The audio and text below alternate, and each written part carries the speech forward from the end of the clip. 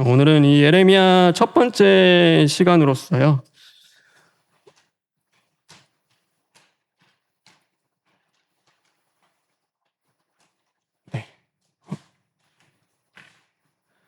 시대적 배경과 이게 삼중직이라는 것을 여러분과 함께 나누려고 해요. 그러니까 예레미야를 먼저 알기 위해서는요, 예레미야 시대가 어땠는지를 먼저 알아야지만이 그러니까 예레미야 선지자의 마음과 하나님의 마음을 알 수 있고, 또 그 마음 속에서 하나님이 어떤 말씀을 주셨는지를 우리가 이해할 수 있는 것입니다.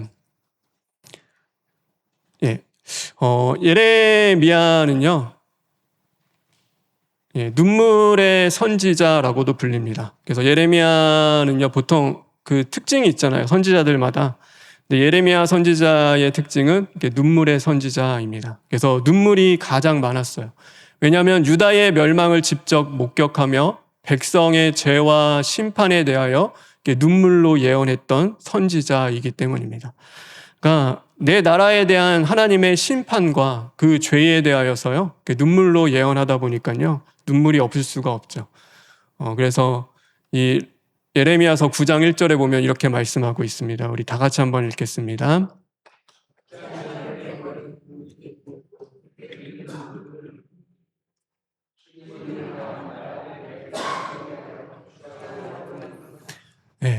예레미야 선지자는요, 이스라엘 백성 그들을 위하여서 주야로 눈물을 흘렸습니다. 하나님 앞에 간구하면서요, 하나님 앞에 중보하기도 하고 기도하기도 했고요.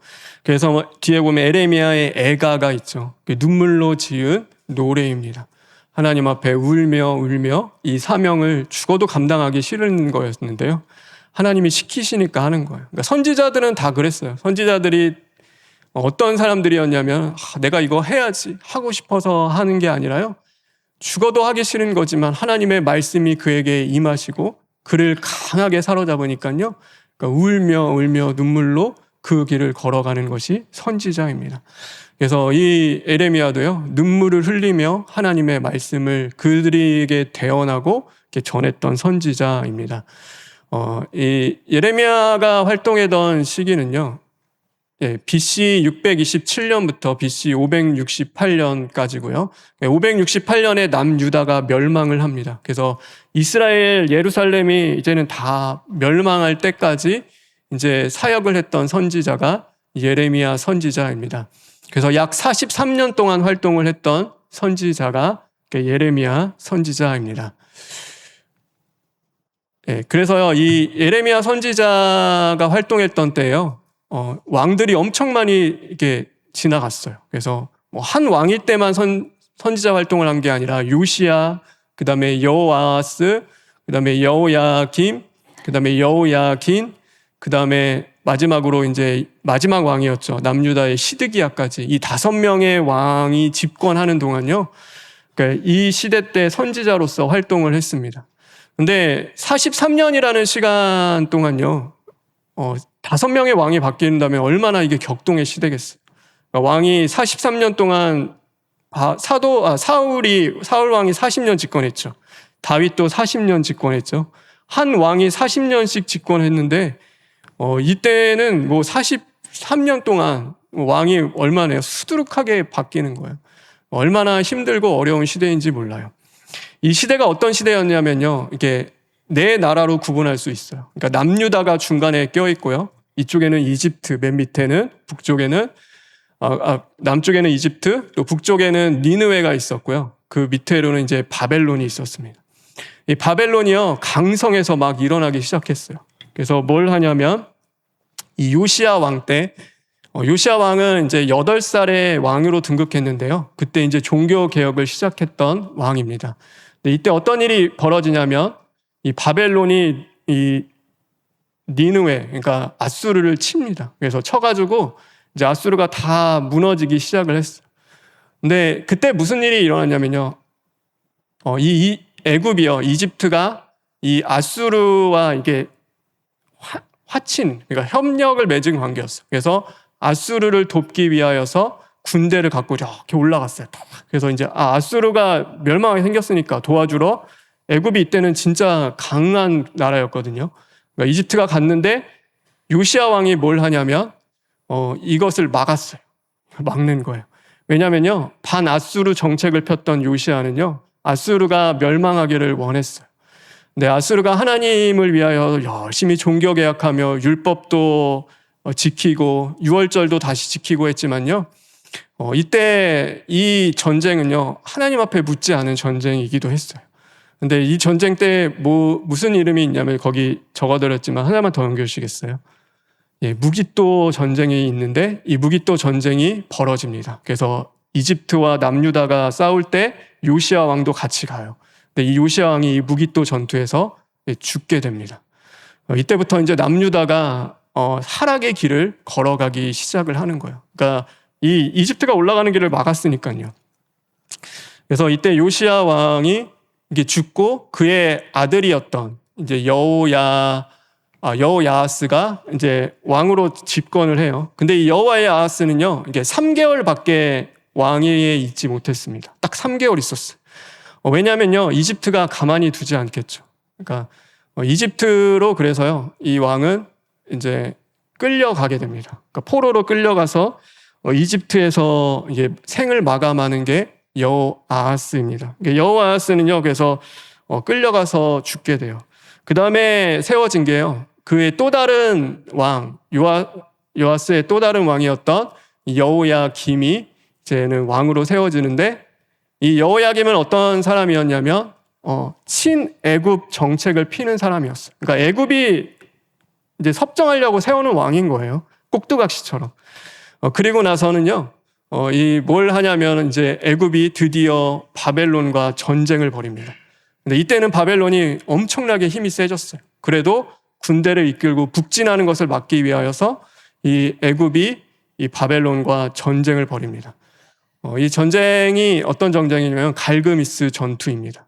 근데 이 갈그미스 전투에서요, 애굽이 패해요. 져요. 그러니까 엄청나게 전력을 다 손실하고 이 대패를 합니다.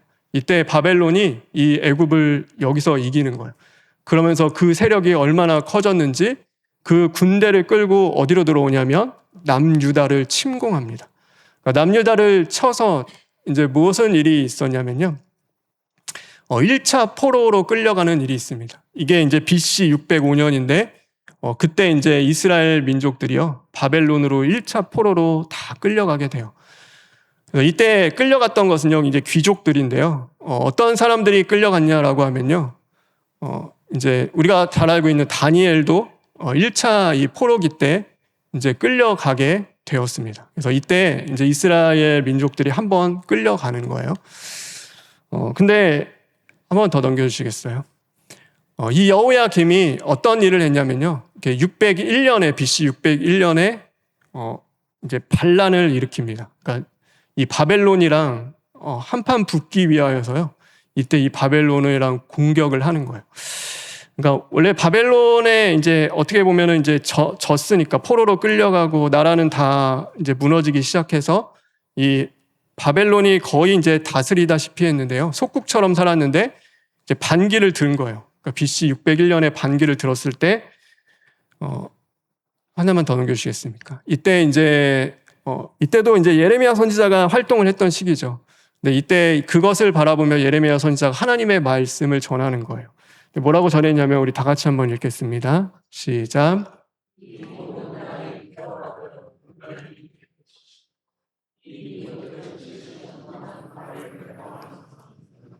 예, 이 여호야김 왕이요, 이 일을 한 것을 보고요, 야, 이제는 이 땅은 다 폐허가 될 것이고 70년 동안 바벨론 왕의 포로로 섬기게 될 것이다. 이제 이것을 예언을 한 거죠. 얼마나 듣기 싫겠어요. 그러니까 지금 바벨론과 남유다는 원수처럼 지내고 있는데요, 차라리 선지자가 하나님이 함께해서 이 전쟁을 이길 것이고 우리 유다를 구원해 주시고 함께해 주실 거다라는데 하나님이 전혀 그렇게 하지 않으세요. 너희들 망할 거다. 그리고 70년 동안 바벨론의 포로로 잡혀갈 것이다. 이제 그 말씀을 주시는데요, 이 예레미야 선지자가 얼마나 눈에 가시와 같겠어요. 찍히고 찍힌 거예요. 그러니까 이때부터 이제 쭉 다른 이야기를 이야기하는 거죠. 그래서 이제 이 바벨론이 그냥 두지 않고 BC 597년에 2차 침공을 합니다. 이 느부갓네살 왕이요, 이때 쳐들어와요. 쳐들어와서 2차 때 엄청난 사람들이 이제 다 잡혀가는 거예요. 그때는 이제 사람부터 기술자, 남유다에 있었던 모든 보물까지 해가지고 싸그리 다 가져갑니다. 이때 같이 끌려갔던 게 이제 에스겔 선지자가 이때 같이 포로로 끌려갔고요. 근데 이때 다 잡혀가는 거예요. 그런데 하나만 더 넘겨주시겠습니까? 이 침공이 있을 때요, 누가 죽냐면 여호야김이 갑자기 죽어요. 왜 죽는지 성경에 나오지도 않는데 갑자기 그가 죽는 거예요. 그리고 나서 그 여호야긴 그의 아들이었던 여호야긴이 이제 왕이 되는데, 그러니까 3개월 정도 이제 집권을 해요. 얼마 안 되는 거죠. 그러니까 엄청 작은 또 그 안에 집권을 하는데, 이때는 이제 여호야긴이 항복을 해요. 그러니까 우리 이스라엘 바벨론과 싸우지 않겠습니다. 더 이상 우리는 싸울 수 없습니다라고 항복을 하고, 하나 더 넘겨주시겠어요? 이제 2차 포로가 이때 됩니다. 그래서 2차 침공이 이루어지고 2차 포로로서 이제 다 잡혀가고, 이제 에스겔 선지자도 잡혀가고, BC 597년에 있었던 이 일입니다. 그리고 나서 이때 왕도 잡혀가요. 여호야긴도요, 같이 포로로 끌려가서 장차 한 37년이라는 동안 감옥 생활을 하게 돼요. 그래서 그도 끌려가고 나서 이제 여호야긴의 숙부였던 시드기야가 마지막 왕입니다. 남유다의 마지막 왕으로서 이제 그가 등극을 하게 되는 거죠. 근데 이 시드기야 왕도요, 친애국 정책을 폈습니다. 넘겨주시겠습니까? 그래서 뭐 하냐면요, 바벨론이 3차 침공을 합니다. 그때가 언제냐면 BC 586년입니다. 하나님은 예레미야 선지자를 통하여서 바벨론에게 항복해라, 바벨론에게 끌려가라, 그냥 하면은 예루살렘은 불타지 않을 거야, 하나님이 예루살렘은 그냥 두실 거다라고 했는데요, 이 시드기야가 하나도 듣지 않는 거예요. 그리고 나서 뭐 하냐면요, 끝까지 바벨론과 싸우다가 결국에는 BC 586년에 그 나라가 멸망을 하게 되는 거죠. 예루살렘도 다 불타고, 이때 예루살렘이 끝내 이스라엘 남유다가 이게 멸망을 하게 됩니다. 이제 왕이 더 이상 없는 거예요. 이제 다 끝난 거죠. 이 당시 이때까지 이제 사역을 했던 선지자가 바로 예레미야입니다. 예레미야 선지자는요, 그래서 이런 말씀을 끊임없이 선포했습니다. 우리 예레미야 38장 17절에 있는 말씀인데, 다 같이 읽겠습니다.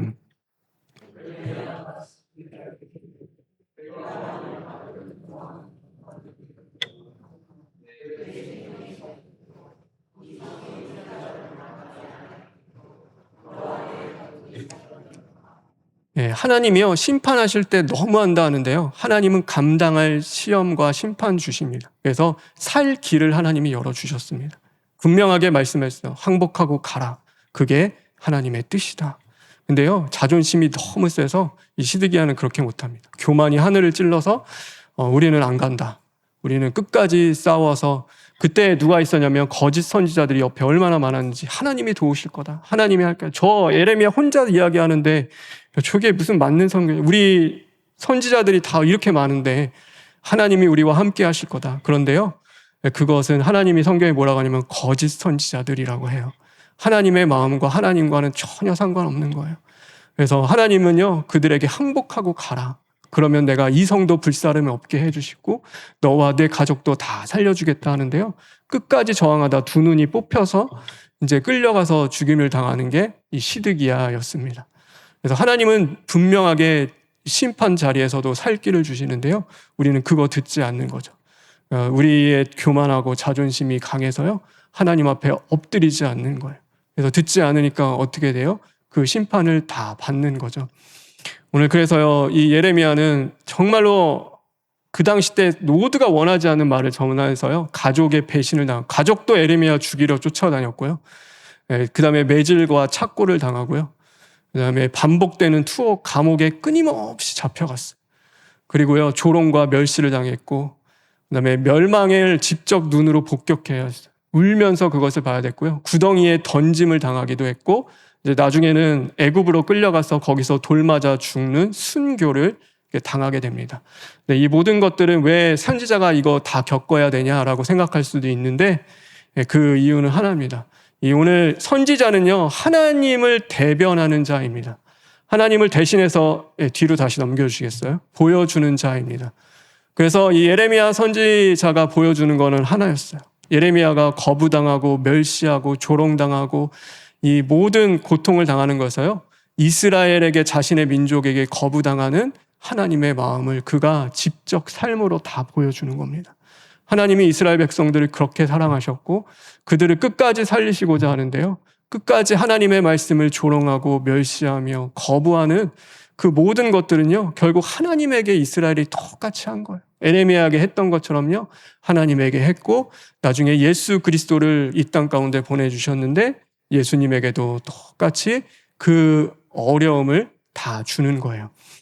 그래서 이 예레미야는, 선지자는 그런 거예요. 선지자는 삶으로, 말만 아니라 모든 것을 통하여서 하나님을 보여주는 자인 거예요. 얼마나 힘들고 괴로웠겠어요. 근데 눈물로 그 사명 감당하며 주님을 위해서 끝까지 갔던 선지자가 예레미야인 것입니다. 오늘 이게 예레미야의 배경입니다. 이제 여기까지가 역사적 배경이고 도대체 그 안에서 어떤 말씀을 선포됐고 어떤 사건들이 있었는지는 이제 다음 주에 좀 나눠보려고 해요. 그리고 오늘은 이 마지막으로 삼중직이라는 것을 조금 배워보려고 합니다. 하나님이 이렇게 기름 부으는 직분이 있습니다. 그것이 삼중직인데요. 그게 바로 선지자, 제사장, 그리고 왕입니다. 이 세 사람은 하나님이 직접 기름을 부으시는 거예요. 그런데 이 관계가 있어요. 관계가. 선지자는 어떤 사람인가라고 하면요, 하나 더 넘겨주세요. 선지자는 하나님의 말씀을 전하는 자가 선지자입니다. 그래서 하나님이 어떤 말씀을 하시는지 백성에게 전했던 자가 선지자이고요. 제사장은 어떤 사람인가 하면 사람들을 대표하여 하나님께 나아가는 자입니다. 그러니까 이스라엘 백성들이 죄를 짓고 하나님 앞에 도저히 나아갈 수 없을 때요, 대표로 대신하여서 하나님 앞에 중보하며 기도하며 하나님의 은혜를 구하며 나아가는 자가 제사장입니다. 왕은 어떤 사람인가라고 하면요, 하나님의 나라를 이루어가고 또 대적으로부터 하나님의 나라를 지키고 보호하는 직무를 감당하는 것이 이제 왕의 역할입니다. 근데 이 관계가요, 하나님이 다 따로 세우셨어요. 그래서 어떻게 했냐면은 왕은 선지자로부터 훈계를 받게 하시고 왕이 스스로 하나님을 만나고 예배하는 것이 아니라 제사장을 통하여서 하나님을 예배하고 만날 수 있도록 하나님이 하셨습니다. 그래서 이게 오늘날 그렇잖아요. 이게 분리되어 있는 거예요. 그러니까 권력이 한 곳으로 집중되어져 있지 않게 다 분리하셨어요. 근데 이게 언제 무너지냐면요, 그러니까 사울, 다시 뒤로 넘겨주시겠어요? 사울 왕 때, 사울 왕이요, 전쟁을 해야 되는데 사무엘 선지자가 안 오는 거예요. 그래서 뭘 하냐면 대신 예배를 제사장이 해야 할 그 일을 하면서, 그러니까 월건을 하는 거죠. 왕으로서 하지 말아야 할 일을 대신합니다. 그리고 이스라엘 왕 중에서요, 므낫세 왕이었나, 그 대신하여 여호와의 불을 제사장에 드려야 되는데 자기가 직접 드리다가 이제 나병에 하나님이 치십니다. 그러니까 그거는 하지 말아야 될 것을요, 그러니까 직접 하는 거죠. 그래서 왜 그렇게 했냐면요, 하나님이 그렇게 하셨어요. 교만하지 않고 서로가 서로를 이제 겸손하게 지키고 보호하며 하나님의 나라를 건설해 가도록 하신 거죠. 근데 왕, 제사장, 선지자를요, 모두 갖고 있는 분은 딱 한 분밖에 없습니다. 그게 누구냐면 바로 예수 그리스도이십니다. 넘겨주시겠어요? 예수님만이 왕, 선지자, 제사장입니다. 그래서 성경에 이 부분이 나와요. 근데 오늘 그거를 시간이 없으니까 다 볼 수는 없어요. 근데 왕이었고 대제사장이시고 그리고 선지자, 하나님의 말씀을 우리에게 가르쳐 주셨고 우리를 대신하여서 죄를 십자가의 죽으심으로 중보하며 그 구원의 길을 여시고 우리가 하나님과의 관계를 회복시키시고요, 또 하나님의 나라를 이루어가시며 우리를 대적과 사탄으로부터 보호해 주시는 그 은혜를 주시는 거죠. 그래서 이 삼중직을 갖고 계시는 분은 오직 예수 그리스도밖에 없는 것입니다. 예수님이 우리 안에 계실 때 우리의 삶을 왕, 선지자, 제사장의 사명으로 불러주시는데요, 그거는 이제 그리스도와 함께 할 때만이 그 삶을 살아갈 수 있는 거죠. 그래서 예수님이 함께하는 삶은요, 훈계가 있습니다. 하나님의 책망과 징계와 훈계가 없는 삶은요, 사생하죠. 왜냐하면은 예수 그리스도는 나의 가장 좋은 선지자이기 때문입니다. 내가 오늘 잘못된 길로 갈 때요, 주님이 따끔하게 말씀하시는 거예요. 너 그거 죄야. 잘못됐어. 돌이켜. 너 그렇게 살면 망할 수밖에 없어 라고 하며 돌이킬 수 있는 거죠. 우리가 죄 져가지고요, 하나님 앞에 너무 부끄러워요. 나아갈 수 없어요. 그럴 때 주님이 염려하지 마. 두려워하지 마. 내가 오늘 너와 함께한다. 주님의 보혈로 우리를 씻기시고 다시금 하나님 앞에 나아갈 수 있도록 인도해 주시는 거예요.